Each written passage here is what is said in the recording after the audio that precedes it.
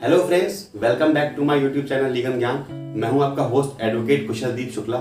Friends, जैसा कि आप सबको पता है कि आपका यूपी पीसीएसजे का प्री का एग्जाम जो है वो कंडक्ट हो चुका है और जो स्टूडेंट्स 250 से ऊपर स्कोर कर रहे हैं, यानी कि मैं जनरल कैटेगरी की बात कर रहा हूं, अगर आपका स्कोर 250 या 250 से ऊपर बन रहा है तो कहीं ना कहीं आप एक सेफ स्कोर आप ला रहे हैं, यानी कि आपको यूपी पीसीएसजे मेंस की तैयारी शुरू कर देनी चाहिए। तो फ्रेंड्स, होता क्या है कि यूपी पीसीएसजे की पर्टिकुलरली आप बात करो तो डायरेक्ट आप मेंस के लिए पढ़ने बैठ जाओ, ये सही तरीका नहीं होता है। क्योंकि यूपी पीसीएसजे का मेंस जो है, अगर आप किसी जुडिशरी एग्जाम की बात करो तो उसमें यूपी जुडिशरी का जो सिलेबस है थोड़ा सा वास्ट है और थोड़ा कॉम्प्लिकेटेड भी है। तो इससे पहले कि आप डायरेक्ट पढ़ने शुरू कर दो मेंस के लिए, उससे ज़्यादा जरूरी ये है कि आप एक इफेक्टिव स्ट्रेटजी बनाओ मेंस के लिए। यानी वो लोग जिनको लगता है कि वो प्री को क्वालिफाई कर रहे हैं और उनको मेंस की तैयारी करनी चाहिए, तो उन्हें डायरेक्ट पढ़ने से पहले आपको एक स्ट्रेटजी बनानी चाहिए ताकि आपको सारे जो पेपर्स हैं मेंस का उनका आइडिया हो जाए कि किस तरह से उसके मार्क्स का डिस्ट्रीब्यूशन है और कौन सा सब्जेक्ट है जो ज़्यादा वेटेज रखता है या फिर जो ज़्यादा इंपॉर्टेंट है मार्क्स के पॉइंट ऑफ व्यू से। तो आज की वीडियो का जो बेसिकली जो पर्पस है वो ये रहेगा कि मैं आपके सामने जो आपका यूपी पीसीएसजे मेंस का सिलेबस है और सारे पेपर्स का किस तरह से मार्क्स का डिस्ट्रीब्यूशन है, कौन से सब्जेक्ट ज़्यादा वेटेज रखते हैं या कौन से कम रखते हैं और किस तरह से आपको इफेक्टिव स्ट्रेटजी बनानी चाहिए मेंस की तैयारी के लिए, उस बारे में हम बात करेंगे। तो फ्रेंड्स, लेट बिल्कुल नहीं करते हैं और यूपी पीसीएसजे मेंस का सिलेबस जो है बिल्कुल आप अच्छी तरह से उसको डिस्कस करते हैं ताकि आप समझ सकें कि सिलेबस किस तरह से आपको टैकल करना है। तो फ्रेंड्स, जब हम बात करते हैं यूपी पीसीएसजे मेंस के सिलेबस की, तो देखिए पहले जो आपका अमेंडमेंट अभी लास्ट हुआ है उससे पहले का सिलेबस जो था वो 5 पेपर्स में डिवाइडेड था। बट अभी क्या हुआ है कि जो आपके लैंग्वेज पेपर्स हैं उनको अलग अलग कर दिया गया, यानी कि इंग्लिश का पेपर अलग और हिंदी का पेपर अलग कर दिया गया है। तो कुल मिला के जो आपके पेपर्स हैं वो 6 पेपर्स हो चुके हैं। अब हम 1 बाय 1 सारे पेपर्स को देखेंगे कि वो किस तरह से कितना उनका मार्क्स है और किस तरह से कौन से टॉपिक में पूछे जा रहे हैं। तो सबसे पहले अगर हम बात करें पेपर 1 की, जो कि जनरल नॉलेज है और 2018 तक था, तो आपका जो पेपर 1 था वो सिर्फ जीके कंटेंट का था, जिसमें कि ज्योग्राफी, हिस्ट्री, पॉलिटी वगैरह आती थी। बट अब जो जीके का पेपर है, it includes 9 minor acts also. तो इस वीडियो में मैं जो 9 माइनर एक्ट्स हैं उनके बारे में बात इसलिए नहीं करूंगा क्योंकि काफी सारे प्रेडिक्शन जो आपके प्रीलिमिनरी एग्जाम थे वो फेल हो गए थे कि कितने क्वेश्चन पूछे जाएंगे, कितने नहीं पूछे जाएंगे। हम बात कर रहे हैं प्रेसिडेंट्स की बेसिस पे कि 2018 तक जीके का जो पेपर था उसका पैटर्न क्या था और कितने क्वेश्चन पूछे जा रहे थे। तो पेपर 1 की अगर आप बात करो तो इसमें 10 क्वेश्चन होंगे और आपको सारे ही करने होंगे, ठीक है। यानी कि जो जीके का पेपर है उसमें आपको सारे क्वेश्चन अटेंड करने होते हैं और जो इंपॉर्टेंट टॉपिक है जिन पे आपको फोकस करना है वो आपके हो जाएंगे मॉडर्न हिस्ट्री, यानी कि हिस्ट्री में भी जो मेंस के पॉइंट ऑफ व्यू से इंपॉर्टेंट पार्ट होता है वो मॉडर्न हिस्ट्री होता है, ठीक है। तो हिस्ट्री के लिए मॉडर्न हिस्ट्री है जिसमें स्पेशली आपके मूवमेंट्स को आपको याद ध्यान देना चाहिए और सबसे इंपॉर्टेंट चीज क्या है कि आपको करंट अफेयर पे भी उतना ही ध्यान देना है, जिसमें कि इंपॉर्टेंट स्कीम्स, इंपॉर्टेंट बुक्स, उनके ऑथर्स या फिर किसने कौन सी बुक लिखी है और स्पेस रिलेटेड जो न्यूज है वो आपके लिए इंपॉर्टेंट हो जाती है। डिफेंस से रिलेटेड और एब्रीविएशन बहुत इंपॉर्टेंट हो जाते हैं, यानी कि आपको एब्रीविएशन दी होगी, फुल फॉर्म की लिखनी होगी। इंपॉर्टेंट प्लेसेस इन न्यूज, ठीक है, इंपॉर्टेंट पर्सनैलिटीज इन न्यूज, कोई डिमाइस किसी की हुई है वो, और कोई डिजीज वगैरह है या कोई स्टेटमेंट पर्टिकुलर किसने बोला गया है। तो ये आपका जीके का सिलेबस जो होता है वो कंप्लीटली बड़ा ही इंपॉर्टेंट हो जाता है। साथ ही साथ जो 9 माइनर एक्ट्स हैं वो आप अगर मान लीजिए यूपी में पहली बार इंट्रोड्यूस हुए 9 माइनर एक्ट्स, तो उसमें से कुछ एक्ट्स ऐसे भी हैं जो अदर स्टेट में पूछे जा रहे हैं। तो आप क्या कर सकते हो कि जो अदर स्टेट्स के मेंस हैं, यानी कि जैसे आरजीएस है, आरजीएस के मेंस में बहुत सारे जो 9 माइनर एक्ट्स हैं, इनमें से कुछ माइनर एक्ट्स हैं वो आरजीएस में पूछे जाते हैं। तो आप वहां से उसका पेपर देख सकते हो कि वहां पे किस तरह से उसके मेंस के क्वेश्चन पूछे जा रहे हैं, ताकि आपको अगर यहाँ कोई क्वेश्चन पूछता है तो आपको दिक्कत ना हो। इसी तरह से फ्रेंड्स, जो पेपर 2 है, अब पेपर 2 है वो इंग्लिश लैंग्वेज का है, ये 100 मार्क्स का है।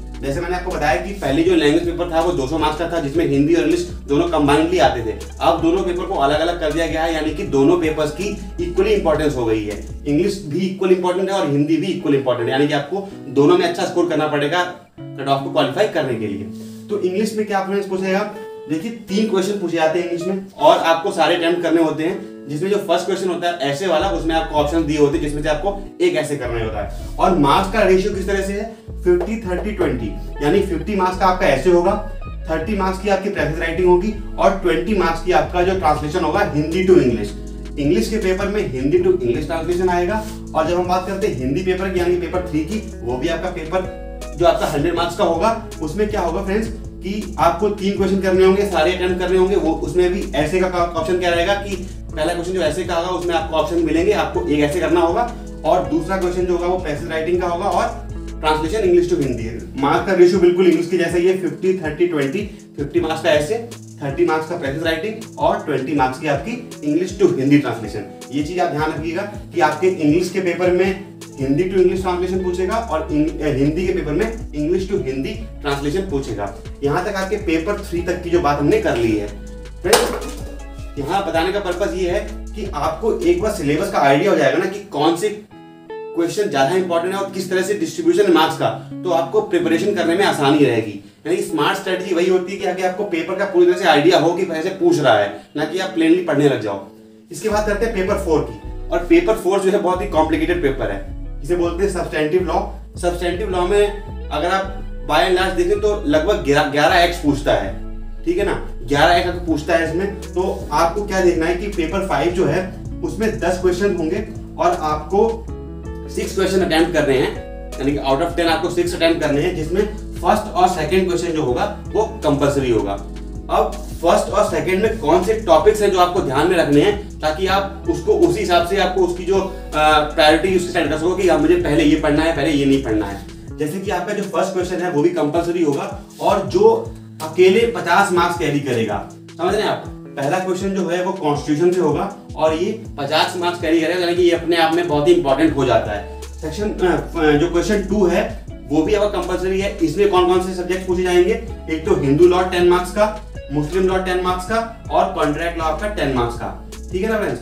तो आपका जो क्वेश्चन 2 है वो 30 मार्क्स कंबाइनली हो जाएगा। इसमें हिंदू लॉ 10 मार्क्स का, मुस्लिम लॉ 10 मार्क्स का और कॉन्ट्रैक्ट लॉ 10 मार्क्स का हो जाएगा। इसके अलावा देखिए, अब यहाँ से अगर आप देखेंगे तो आपके 80 मार्क्स का आपका जो है वो कंप्लीटली फर्स्ट और सेकंड क्वेश्चन में हो गया, जो कि कंपलसरी थे।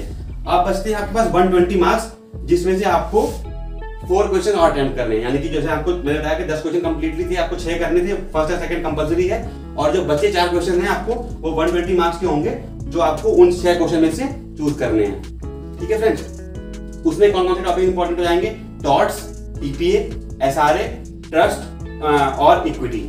यानी कि जो ट्रस्ट एक्ट है और इक्विटी वगैरह है, ये मान लीजिए साथ में आ जाते हैं, सारे साथ में इक्विटी पूछ लिया या ट्रस्ट के साथ में कोई पार्टनरशिप पूछ लिया, तो ये उसमें भी अगर प्रायोरिटी वाइज देखो तो टॉर्ट्स आपके लिए काफी इंपॉर्टेंट हो जाता है। अगर आप टॉर्ट्स से कर लेते हो, टीपीए से कर लेते हो, तो आपका ऑप्शन रहता है कोई ना कोई एक जो छोटा एक्ट है उसको स्किप करने का। यहाँ तक हमने बात कर ली पेपर 4 की, यानी सब्सटेंटिव लॉ की। अब हम बात करते हैं पेपर 5 की। तो पेपर आपका 5 जो है वो कम्प्लीटली प्रोसीजरल एक्ट की बात करता है, जिसमें आपके evidence act, civil procedure code और क्रिमिनल प्रोसीजर कोड पूछे जाते हैं। तो आपका जो पेपर 5 है 200 मार्क्स का होगा, जिसमें 10 क्वेश्चन होंगे, आपको 5 करने होंगे। उन 5 क्वेश्चन में से पहला क्वेश्चन जो है वो कंपलसरी होगा, यानी वो आपको अटेम्प्ट करना ही है। वो फर्स्ट क्वेश्चन जो होगा वो आपका दोनों पार्ट कंटेन करेगा, यानी क्रिमिनल पार्ट भी और सिविल पार्ट भी। क्या होगा उसमें, तो फर्स्ट क्वेश्चन जो होगा वो 2 पार्ट्स में होगा। तो फर्स्ट पार्ट जो आपका है वो है, इसमें आपको प्लेन और रिटन स्टेटमेंट लिखना होगा, ठीक है। या फिर आप जो बी पार्ट है उसमें उन दोनों में से एक कर सकते हो, जिसमें आपको जो बी पार्ट होगा उसमें आपको चार्ज फ्रेमिंग करनी होगी या फिर आपको जजमेंट राइटिंग करनी होगी। तो उन दोनों में से आप कोई एक चूज कर सकते हो और वही आपका फर्स्ट क्वेश्चन बन जाएगा। इसके बाद जो आपके 4 क्वेश्चन बचे, तो जो 4 क्वेश्चन है उनका डिस्ट्रीब्यूशन इस तरह से रहेगा कि नीचे जो है आपको 3 सेक्शंस होंगे, ए बी सी। तो सेक्शन ए जो होगा वो आपका सीपीसी कंटेन करेगा, यानी कि उसमें सीपीसी के क्वेश्चंस होंगे, और सेक्शन बी जो होगा उसमें आपके एविडेंस एक्ट के क्वेश्चंस होंगे, और सेक्शन सी जो होगा उसमें आपके सीआरपीसी के क्वेश्चन होंगे। अब इसमें इंपॉर्टेंट क्लॉज ये है कि आपको ये फर्स्ट क्वेश्चन तो कंपलसरी मैंने बता ही दिया, जो आपके ये सेक्शन ए बी सी हैं, इन तीनों सेक्शन में से एक क्वेश्चन करना आपको कंपलसरी है। यानी एक क्वेश्चन आपका यहाँ से हो गया और ए बी सी में से आपको एक क्वेश्चन तीनों में से अटेम्प्ट करना है। तो अगर आप इन तीनों को मिलाएंगे तो आपके 4 क्वेश्चन हो गए। उसके अलावा आपको एक क्वेश्चन आप किसी इन तीनों में से एक कर सकते हैं, यानी कि एक तो करना ही करना है। उसके अलावा आपको 5 कंप्लीट करने के लिए इन तीनों में से आप कोई किसी में 2 कर सकते हो। तो आप उसको अपने हिसाब से, अपनी कन्वीनियंस के हिसाब से अटेम्प्ट कर सकते हो, और उसी हिसाब से आप प्रिपेयर भी कर सकते हो कि आपका कौन सा पार्ट अच्छा है जिसमें से आप 2 क्वेश्चन उठा सकते हो। तो आप उस हिसाब से प्रिपेयर कर लीजिएगा, ठीक है। इसके बाद फ्रेंड्स, और जो लास्ट क्वेश्चन होगा जो वो आपका किसी भी सेक्शन से हो सकता है, वो आप हिसाब से अपने हिसाब से अपनी प्रायोरिटी हिसाब से उसको अटेम्प्ट कर सकते हो। इसके बाद फ्रेंड्स जो लास्ट पेपर है वो है penal and revenue and local law का। तो फ्रेंड्स जैसे मैंने कहा पेपर 4 जो है ये भी एक बहुत ही वास्ट पेपर है, यानी कि बहुत इसमें काफी सारे एक्ट्स पूछ रहा है। इसी तरह से पेपर 6 भी है, जो भी क्योंकि तो आपका लास्ट पेपर होता था, बिल्कुल एग्जॉस्ट हो जाते होते, और साथ ही साथ इसमें एक्ट्स भी काफी सारे हैं। फ्रेंड्स हम पेपर 6 की बात करें तो आपका जो पेपर 6 है वो पीनल यानी कि इसका आईपीसी आपने पूछेगा, और रेवेन्यू और लोकल लॉज हैं। तो फ्रेंड्स 2018 तक क्या था कि आपका जो सिलेबस था उसमें रेवेन्यू कोड 2006 और यूपी टेनेंसी एक्ट 2021 नहीं ऐड था। तो आप ये जो आपका प्रेसिडेंट है वो उस बेसिस पे है जिसमें रेवेन्यू कोड और यूपी टेनेंसी एक्ट 2021 इंक्लूडेड नहीं है। तो उन एक्ट्स को कैसे ऐड करना है ये कमीशन के ऊपर डिस्कशन पे होगा कि वो किस तरह से उसको करते हैं, इसमें बाइफरकेट। बट जो हम ये जो पैटर्न है वो आपका 2018 तक का था कि किस तरह से क्वेश्चन पूछे जाते थे। तो फ्रेंड्स 10 क्वेश्चन होंगे आपके पेपर 6 में, जिसमें आपको 6 क्वेश्चन अटेम्प्ट करने हैं और क्वेश्चन 1 और क्वेश्चन 2 जो है वो कंपलसरी होगा। ठीक है, आपको फर्स्ट और सेकंड जो है वो अटेम्प्ट करना ही करना है। तो अब तक का जो पैटर्न था उसके हिसाब से अगर आप देखें तो फर्स्ट क्वेश्चन जो था वो UP consolidation of holding act से हुआ करता था और क्वेश्चन 2 जो था वो आपका यूपी पंचायती राज एक्ट से हुआ करता था। अब जैसे हमने देखा पेपर 5 में कि जो फर्स्ट क्वेश्चन कंपलसरी था उसके बाद जो ABC सेक्शन डिवाइड था, यहाँ पे 2 सेक्शन होंगे, सेक्शन A और सेक्शन B। ठीक है, जिसमें 4 क्वेश्चन होंगे, आपको 2 अटेम्प्ट करने होंगे। ठीक है, ताकि आपके वो आपका जो 6 का क्राइटेरिया है वो कंप्लीट हो जाए। ठीक है, तो इसमें क्या होगा कि सेक्शन A से भी 4 क्वेश्चन होंगे, तो 2 आप अटेम्प्ट कर सकते हो उसमें से, और सेक्शन B में भी 4 क्वेश्चन होंगे, उसमें से आप 2 अटेम्प्ट कर सकते हो, जिसमें IPC जो है वो अकेले 50 मार्क्स कैरी करेगी। यानी आपको इंपॉर्टेंट चीज ये देखनी है कि जो पेपर आपका 6 है रेवेन्यू और पीनल वाला, उसमें आपका 50 मार्क्स का IPC होगा, 150 मार्क्स का आपका लोकल प्लस रेवेन्यू वगैरह रहेगा। ठीक है, जैसे कि आपने देखा होगा इसमें था आपका सब्सटेंटिव पेपर में, जिसमें 50 मार्क्स की कॉन्स्टिट्यूशन आपकी कंपलसरी थी, उस तरह से इसमें पीनल जो आपका है IPC जो है वो 50 मार्क्स का रहेगा। तो फ्रेंड्स मैंने यहाँ पे एक आपको ओवरव्यू देने की कोशिश करी है ताकि आप इसको समझ सकें कि पैटर्न किस तरह से है। बहुत से लोग ऐसे जिनको भी सिलेबस ही क्लियर नहीं हो पाता है कि किस तरह से पूछ रहा है, कौन सा क्वेश्चन करना है, कौन सा नहीं करना है। क्योंकि देखिए, मान लीजिए अगर आप पेपर 5 की ही बात करें, अगर आपने जहाँ पे वो बोल रहा है कि ABC से आपको एक क्वेश्चन करना है, अगर आप वहां पे नहीं करते हो तो आपका इधर से आपके भले आपने 2 क्वेश्चन कर दिए हो, वो काउंट नहीं होगा, क्योंकि आपने जो क्राइटेरिया है वही फुलफिल नहीं किया है। यानी क्राइटेरिया ये है कि आपको तीनों में से एक क्वेश्चन लेना है। जैसे मान लीजिए यहाँ पे सेक्शन A और B था, उनमें से भी आपको क्वेश्चन लेना था। तो आपको ये सारी चीजें माइंड में रखनी पड़ेंगी जब आप मेंस का पेपर आप लिख रहे हो, ताकि आपको किसी तरह से अपना जो है वो आप अपना मार्क्स ना गवाएं, ताकि आपका सिलेक्शन आसानी से हो सके। आज होप आपको वीडियो इन्फॉर्मेटिव लगी होगी। अगर आपकी कोई भी डाउट है, कोई भी क्वेरी है, तो आप कमेंट बॉक्स में पूछ लीजिए। और आपको किसी तरह से कोई नया टॉपिक पे वीडियो चाहिए हो तो प्लीज कमेंट बॉक्स में बताइए। Thank you so much, have a nice day.